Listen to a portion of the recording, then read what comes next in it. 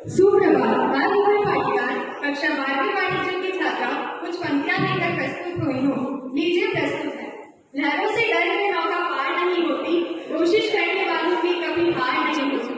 असफलता एक चुनौती है, इसे स्वीकार करो। क्या कमी रह गई देखो और सुधार करो। जब तक न सफल हो नींद चैन को त्यागो तुम, संघर्ष का मैदान छोड़कर मत भागो तुम। कुछ किए बिना ही जय जयकार नहीं होती, किए बिना ही जय जयकार नहीं होती। कोशिश करने वालों की कभी हार नहीं होती, कोशिश करने वालों की कभी हार नहीं होती। अब मैं 12वीं वाणिज्य के छात्रों को आमंत्रित करती हूँ कि वह एक नृत्य दिखाए, जिसके माध्यम से हम सब समझ पाए कि हमें लगातार अपने लक्ष्य को पाने की कोशिश करते रहना चाहिए, कभी हार नहीं माननी चाहिए। तो लीजिए प्रस्तुत है।